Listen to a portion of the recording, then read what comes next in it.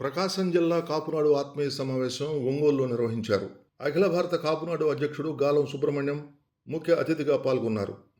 కాపు నాయకుడు ఆరిక ప్రతాప్ అధ్యక్షత వహించిన ఈ కార్యక్రమంలో కాపు ఉద్యమం ప్రారంభమై ఈ ఏడాది గోల్డెన్ జూబ్లీ వేడుకలు జరుపుకుంటుందని గాలం సుబ్రహ్మణ్యం తెలిపారు. ప్రకాశం జిల్లాకు కాపునాడుకు చాలా దగ్గర సంబంధం ఉందని, రాష్ట్రంలో కాపులు 30% ఉన్నారని, రాజ్యాధికారం దిశగా మనం కూడా ముందుకు నడవాలని సూచించారు. మనకంటే తక్కువ శాతం జనాభా ఉన్నవారు అధికారం చలాయిస్తున్నారని ఆరోపించారు. రాజ్యాధికారం సాధించే వరకు కాపులందరూ ఐక్యంగా పనిచేయాలని కోరారు. కాపునాడు గోల్డెన్ జూబ్లీ వేడుకలు విజయవాడలో నిర్వహించేందుకు కార్యాచరణ రూపొందిస్తున్నామని పేర్కొన్నారు. ప్రకాశం జిల్లా కాపునాడు నూతన కమిటీని నియమించారు. జిల్లా అధ్యక్షుడిగా పోగుల మల్లికార్జున్, ప్రధాన కార్యదర్శిగా భగవాన్ పిచ్చయ్య, యూత్ అధ్యక్షుడిగా బండారు సురేష్, ఉపాధ్యక్షుడిగా చెంగల్చెట్టి సుధాకర్తో పాటు కార్యవర్గాన్ని ప్రకటించారు. కార్యక్రమంలో కాపు నాయకులు గొర్రెపాటి శ్రీనివాసరావు, సిటిజన్ శ్రీనివాసరావు, ఘనశ్యామ్, చాకిరి ధనంజయ, ఈదుపల్లి గురునాథరావు, కొల్లా నారాయణ, వెంకట్రావు, బండారు మహేష్, కందుకూరు బాబు, కొల్లా సుఖదేవ్, తోట శ్రీధర్, కుర్రా ప్రసాద్ బాబు, తోట సాయి నవీన్, కేవీఆర్ తదితరులు పాల్గొన్నారు.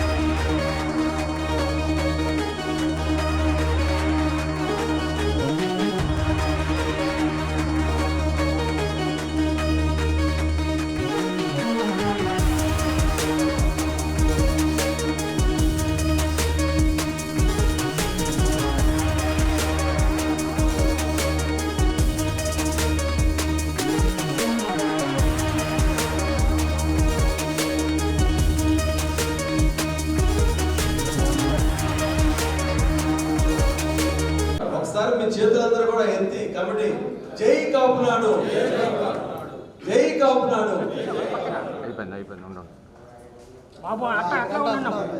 కాపునాడు ఉద్యమం స్టార్ట్ చేసి ఈ 2025కి 50 సంవత్సరాలు పూర్తి చేస్తుంది. పెద్దలు మిర్యాల వెంకట్రావు గారు 1975లో ప్రారంభించిన ఈ కాపునాడు ఉద్యమం ఈ సంవత్సరంతో గోల్డెన్ జూబ్లీ స్థాయికి వెళ్ళింది. అంటే ఇక్కడ ప్రకాశం జిల్లాకి కాపునాడుకి చాలా దగ్గర సంబంధాలు ఉన్నాయి. వెంకట్రావు గారు ప్రకాశం జిల్లా గోనుగుంట్ల బలిజ, ప్రకాశం జిల్లా గోనుగుంట్ల బలిజ ప్రాంతానికి చెందినవాడు.